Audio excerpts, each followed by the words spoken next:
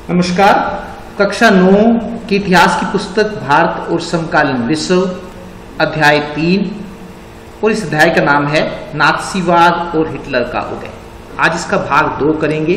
भाग 1 में हम जो कर चुके हैं, हमने आपको बताया है कि 1914 में पहला विश्व युद्ध शुरू हुआ, जिसमें एक तरफ मित्र राष्ट्र थे और दूसरी तरफ केंद्रीय शक्तियां थी।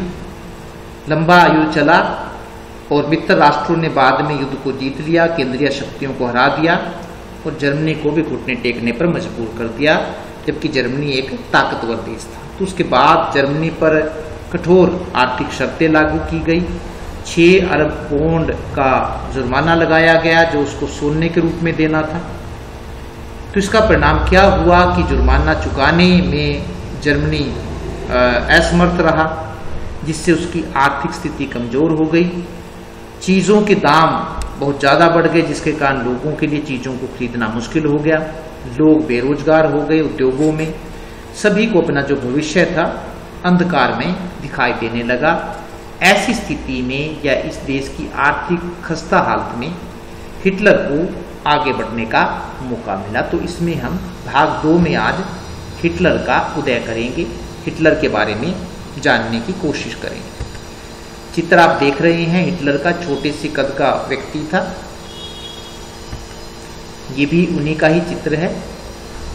पट्टी अगर आप देख रहे हैं, ये लाल रंग की पट्टी बांधी हुई है और ये स्वास्तिक का जो निशान है ये बना हुआ है हिटलर की पार्टी का। ये चिन्ह था स्वास्तिक, जबकि ये भारत से संबंध रखता है, तो ये आपने याद रखना है। हिटलर का जन्म 1889 में 89 में ऑस्ट्रिया में हुआ था। हमने मानचित्र पर आपको देश दिखाया था ऑस्ट्रिया, दोबारा फिर हम आपको दिखाएंगे। पहले आप सुन लीजिए कि हिटलर का जन्म, वास्तव में उसकी जो प्रारंभिक जीवन है उसके बारे में थोड़ा सा जान लेते हैं। तो हिटलर का जन्म 1889 में ऑस्ट्रिया में हुआ था। उसकी युवा अवस्था बेहद गरीबी में गुजरी थी। कमाई का कोई साधन न होने के कारण वह पहले विश्व युद्ध में फौज में भर्ती हो गया और अग्रिम मोर्चे पर, अग्रिम मोर्चे का मतलब है कि जहां पर सेना लड़ रही थी, अग्रिम मोर्चे पर संदेश वाहक का काम करने लगा। लेकिन जर्मन सेना की हार ने उसे हिला दिया, क्योंकि जर्मन एक ताकतवर देश था जिसके हारने की कोई उम्मीद नहीं थी। तो जब जर्मनी की सेना हारी तो उसका वो भी हिल गया। वर्साई की संधि ने, यानी कि वर्साई में जो संधि हुई थी, जो शर्तें जर्मनी पर लागू की गई थी, 6 अरब पौंड का जुर्माना लगाया गया था, पूरे युद्ध के लिए जर्मनी को जिम्मेदार ठहराया गया था। वर्साई की संधि ने तो उसे आग बबूला ही कर दिया। ये आप देख रहे हैं जर्मनी के पास ही, जर्मनी में नहीं जन्म हुआ था उसका, हिटलर का ऑस्ट्रिया में हुआ था। ये आप देख रहे हैं ऑस्ट्रिया है। 1919 में उसने एक छोटे से जर्मन वर्कर्स पार्टी, 1919 में हिटलर ने एक छोटे से समूह जर्मन वर्कर्स पार्टी की सदस्यता ली। धीरे धीरे उसने इस पार्टी पर अपना नियंत्रण स्थापित कर लिया और इसका नाम बदलकर नेशनल सोशलिस्ट पार्टी, ये याद रखना है आपने, अंडरलाइन कर लीजिए कि पहले एक छोटा सा समूह था जिसको जर्मन वर्कर्स पार्टी कहते हैं। पहले वो इस पार्टी का सदस्य बना, बाद में उसने उस पर नियंत्रण स्थापित कर लिया और इसका नाम बदलकर नेशनल सोशलिस्ट पार्टी रख दिया। बाद में इसी पार्टी को नात्सी पार्टी के नाम से जाना गया। ये हर स्थिति में आपने याद रखना है। तो इसी जो चीज़ का छोटा रूप था नेशनल सोशलिस्ट पार्टी, उसने हिटलर ने इसका नाम बदल कर रख दिया और बाद में इसी पार्टी का जो छोटा रूप था वो नात्सी पार्टी इसको कहा जाने लगा। जो इस पार्टी के सदस्य होते तो उनको नात्सीवादी कहते थे, नात्सीवादी। तो ये पार्टी का नाम था, नात्सी पार्टी के नाम से जाना जाने लगा। हिटलर एक जबरदस्त वक्ता था, बोलने का बड़ा माहिर व्यक्ति था, बोलता बहुत बढ़िया था। जब वह बोलता था तो उसके शब्द लोगों को हिलाकर रख देते थे।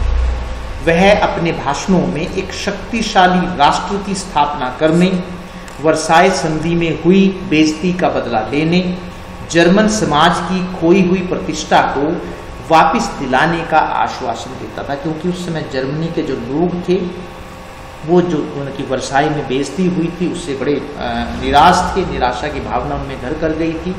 दूसरा, जर्मन जो है वो आर्थिक संकट से भी गुजर रहा था, लोगों के पास पैसा नहीं था, बहुत सारे लोग बेरोजगार हो गए। तो हिटलर का ऐसी स्थिति में उदय होना, तो दूसरा उसका एक जबरदस्त वक्ता होना, वो भी एक खास मायने रखता है। तो वो हिटलर अपने भाषणों में एक शक्तिशाली राष्ट्र की स्थापना करने, वर्साय संधि में हुई बेइज्जती का बदला लेने, जर्मन समाज की खोई हुई प्रतिष्ठा को वापस दिलाने का आश्वासन देता था। उसने वादा किया था कि वह बेरोजगारों को रोजगार देगा तथा नौजवानों को एक सुरक्षित भविष्य देगा। जब लोगों को ये चीज़ें एक व्यक्ति आश्वासन देता है, सपने दिखाता है, तो लोगों का आगे आना असली अपने आप में ही पूरी तरह से संभव होगा। तो वादा उसने लोगों से किया था कि वह बेरोजगारों को रोजगार देगा और नौजवानों को सुरक्षित भविष्य देगा। हिटलर प्रदर्शनों और आडंबर की अहमियत समझता था, यानी कि दिखावे, जिसको हम कहते हैं दिखावे की अहमियत, कि जितना आप किसी को दिखाओगे अपनी शक्ति को, लोग उससे उतना ही ज़्यादा प्रभावित होंगे।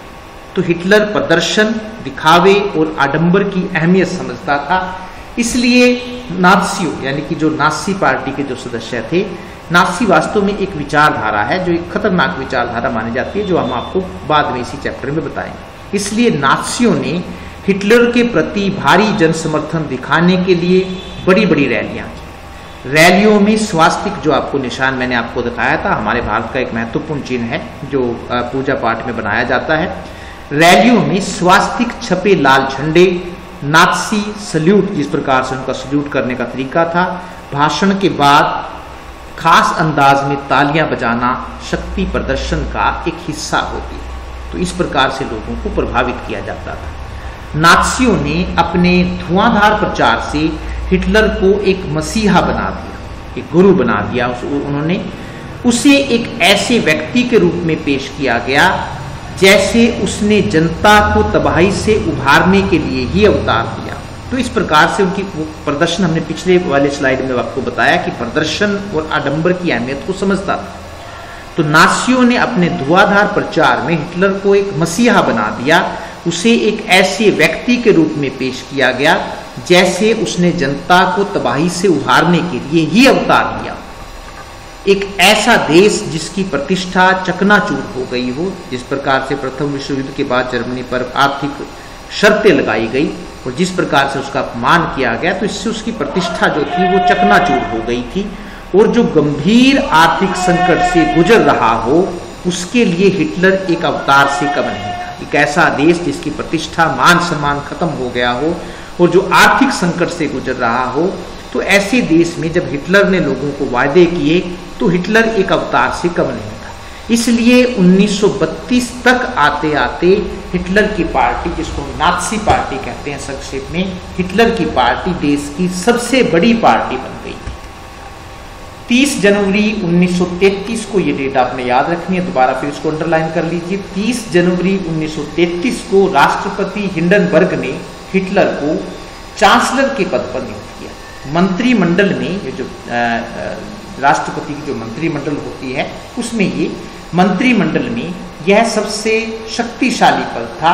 सत्ता हासिल करने के बाद हिटलर ने लोकतांत्रिक शासन की संस्थाओं को भंग कर, तो जब वो चांसलर बना दिया राष्ट्रपति हिंडनबर्ग ने, उसके बाद उसने जो है जो लोकतांत्रिक शासन की जो संस्थाएं थी, यानी कि जिनके द्वारा लोकतंत्र की स्थापना की गई थी, उनको भंग करना शुरू कर दिया, उनको खत्म करना शुरू कर दिया।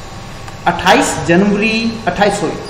फरवरी 1933 को जारी किए गए एक अध्यादेश द्वारा विचार अभिव्यक्ति, यानी कि विचार प्रकट कर, विचार अभिव्यक्ति, प्रेस और सभा करने जैसे अधिकारों को अनिश्चित काल के लिए निलंबित कर दिया गया। बिल्कुल रोक लगा दी गई पर जैसे जब हिटलर ने कुर्सी संभाली, चांसलर का पद संभाला, तो लोकतांत्रिक जो भी व्यवस्थाएं की गई थी, धीरे धीरे उसने उन सभी को खत्म करना शुरू कर दिया। जैसे लोकतंत्र में लोगों को विचार प्रकट करने की स्वतंत्रता होती है, प्रेस की आज़ादी होती है, समाचार पत्रों, कोई भी समाचार छापने की आज़ादी होती है।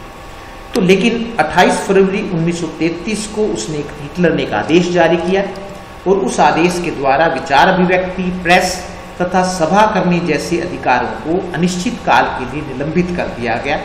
इसके बाद हिटलर ने अपने कट्टर शत्रु कम्युनिस्टों पर निशाना साधा। ज़्यादातर कम्युनिस्टों को रातों रात कंसंट्रेशन कैंपों में बंद कर दिया गया। कि दोबारा फिर ध्यान से, तो उसके बाद जब वो शक्तिशाली बनने लगा, राजनीतिक विचार अभिव्यक्ति पर रोक लगा दी गई, सभा करने पर रोक लगा दी गई। उसके बाद जो उसके कट्टर समर्थक थे, कट्टर शत्रु थे, कम्युनिस्ट जिनको हम कहते हैं, साम्यवादी जिनको हम कहते हैं, उन पर निशाना साधा। और जो कम्युनिस्ट थे ज़्यादातर, उनको रातों रात कंसंट्रेशन कैंपों में बंद कर दिया गया। कंसंट्रेशन कैंप एक ऐसा स्थान था, ये बड़ा भयानक उसने बनाए हुए थे स्थान। कंसंट्रेशन कैंप एक ऐसा स्थान था जहां लोगों को बिना किसी कानूनी प्रक्रिया के कैद करके रखा। कोई उन पर कानूनी कोई वारंट निकालने की जरूरत नहीं थी, बस सिर्फ शक के आधार पर उनको पकड़ा जा सकता था।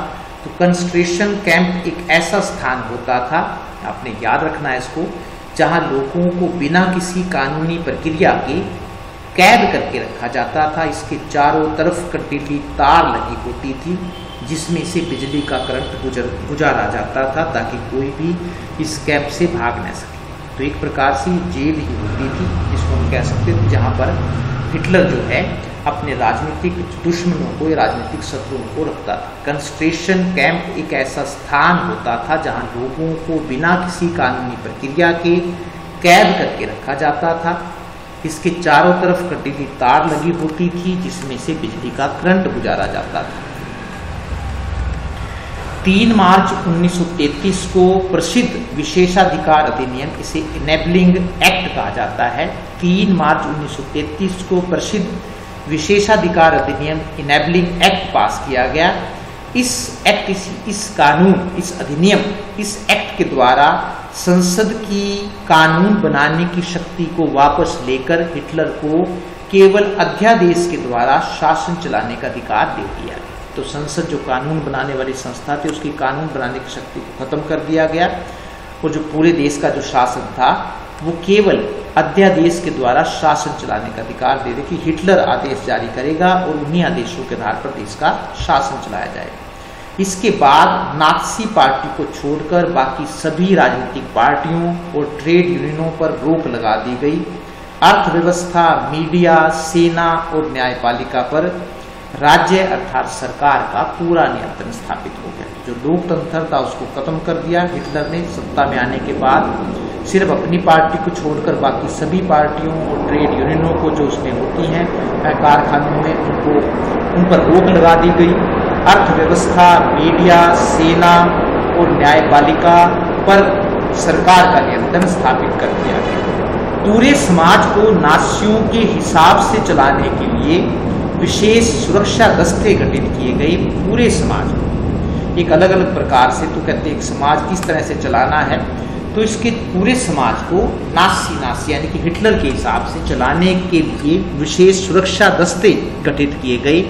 पहले से मौजूद हरी वर्दीधारी पुलिस के अलावा गेस्तापो, गुप्तचर राज्य पुलिस, ये जो गुप्तचरी का काम करती है, तो वो जो पहले से मौजूद थी पुलिस व्यवस्था उसको तो बना के रखा गया। इसके अलावा गेस्तापो का मतलब ये जर्मन शब्द है, गुप्तचर राज्य पुलिस, और SS अपराध नियंत्रण पुलिस और SD सुरक्षा सेवा का भी गठन किया गया। और भी कई प्रकार की सेवाएं जो सुरक्षा दल थे वो गठित किए गए। इन पुलिस दस्तों को बेहिसाब अधिकार दिए गए। ये दस्ते किसी को भी यातना गृहों में भेज सकते थे। यातना गृह बनाए हुए थे जहाँ पर लोगों को कष्ट दिए जाते थे। तो ये जो दस्ते सारे के सारे हिटलर ने गठित किए, इनको बेहिसाब अधिकार दिए गए। किसी को भी ये यातना घरों में भेज सकते थे, किसी को भी गिरफ्तार कर सकते थे, किसी का भी डर न होने के कारण इन पुलिस बलों ने निरंकुश शासन का अधिकार प्राप्त कर लिया था। किसी का डर नहीं था, इनको हिटलर ने बेहिसाब शक्तियां दी हुई थी। तो इसलिए जो शासन था, इन पुलिस बलों ने निरंकुश शासन का अधिकार प्राप्त कर लिया था। पूरे देश पर नियंत्रण करने के बाद हिटलर ने दूसरे देशों पर कब्जा करने का निर्णय लिया। जब पूरे देश पर अपना नियंत्रण स्थापित कर लिया, लोगों की विचार अभिव्यक्ति पर रोक लगा दी गई और शासन जो लोकतांत्रिक संस्थाएं थी उनको खत्म कर दिया गया। शासन जो है वो हिटलर के आदेशों के अनुसार चलाया जाने लगा। इसके बाद हिटलर ने दूसरे देशों पर कब्जा करने का निर्णय लिया। 1938 में उसने एक जन एक साम्राज्य तथा एक नेता का नारा देते हुए ऑस्ट्रिया को जर्मनी में मिला दिया। 1938 में पूरे एक नया विचार लेकर आया, एक जन एक साम्राज्य और एक नेता, यानी कि पूरे जहाँ तक वो राज्य करेगा वहाँ पर सभी का एक जन होंगे, एक मतलब उनकी एक विचार होंगे, एक ही साम्राज्य होगा और उनका एक ही नेता होगा। ऑस्ट्रिया को जर्मनी में मिला लिया। इसके बाद चेकोस्लोवाकिया पर भी कब्जा कर लिया। हिटलर यहीं नहीं रुका, वह अपनी सीमाओं का विस्तार करते हुए ज़्यादा से ज़्यादा संसाधन इकट्ठा करना चाहता था। यहीं सिर्फ 2 देशों के आक्रमण पर ही नहीं रुका, बल्कि अपनी सीमाओं का विस्तार करते हुए ज़्यादा से ज़्यादा संसाधन इकट्ठा करना चाहता था। इसी लक्ष्य को ध्यान में रखते हुए उसने 1939 में पोलैंड पर हमला कर दिया। इसकी वजह से फ्रांस और इंग्लैंड के साथ भी उसका युद्ध शुरू हो गया। 1939 में ये टाइम है जब दूसरा विश्व युद्ध शुरू होने वाला है। तो 1939 में उसने जब पोलैंड पर हमला किया तो इसके कारण फ्रांस और इंग्लैंड के साथ उसका युद्ध शुरू हो गया। यहीं से दूसरे विश्व युद्ध की शुरुआत मानी जाती है। जब हिटलर ने पोलैंड पर हमला किया तो इससे बाद से फ्रांस और इंग्लैंड नाराज हो गए और उनसे उसका युद्ध छिड़ गया। तो कहते हैं कि यहीं से दूसरे विश्व युद्ध की शुरुआत हुई। 1940 में जर्मनी ने इटली और जापान के साथ एक त्रिपक्षीय संधि पर हस्ताक्षर किए। इस संधि से अंतर्राष्ट्रीय समुदाय में हिटलर का दावा और भी मजबूत हो गया। जब जर्मनी और इटली के साथ संधि की तो हिटलर और भी मजबूत हो गया। 1940 के अंत में हिटलर अपनी ताकत के शिखर, 40 आते 1940 जब आया तो वो अपने शिखर पर था। इसके बाद हिटलर ने अपना ध्यान पूर्वी यूरोप को जीतने पर केंद्रित किया। अब उसके बाद जब उसने जीत लिया तो पूर्वी यूरोप को जीतने पर केंद्रित किया। जून 1941 में उसने सोवियत संघ पर हमला कर दिया। यह उसकी सबसे बड़ी बेवकूफ़ी थी। सोवियत संघ की सेना ने जर्मन सेना को घुटने टेकने पर मजबूर कर दिया। सोवियत सेना जर्मन सेना का पीछा करते हुए बर्लिन तक पहुंच गई। तो कहते हैं जब 1941 में उसने सोवियत संघ पर हमला किया हिटलर ने, तो ये उसकी सबसे बड़ी गलती थी। उनकी शक्ति का अनुमान नहीं लगा पाया सोवियत संघ की। सोवियत सेना जर्मन सेना का पीछा करते हुए बर्लिन तक पहुंच गई। अमेरिका इस युद्ध कौन से दूसरे विश्व युद्ध से बचता आ रहा था। लेकिन जब जापान ने हिटलर को समर्थन दिया और पर्ल हार्बर में अमेरिकी ठिकानों पर बमबारी की तो अमेरिका भी दूसरे विश्व युद्ध में कूद पड़ा। तो पहले अमेरिका बचता आ रहा था, लेकिन जब जापान की सेना ने पर्ल हार्बर में अमेरिका ठिकानों पर हमला किया, बमबारी की, तो अमेरिका भी इस विश्व युद्ध में कूद पड़ा। यह युद्ध 1945 में हिटलर की पराजय और जापान के 2 शहरों हिरोशिमा और नागासाकी पर परमाणु बम गिराने के साथ खत्म हुआ। तो 1939 में दूसरा विश्व युद्ध शुरू हुआ और 1945 में हिटलर के हारने के बाद या जर्मनी के हारने के बाद और जापान के 2 शहरों पर अमेरिका द्वारा बम गिराने के साथ ही दूसरा विश्व युद्ध खत्म हुआ।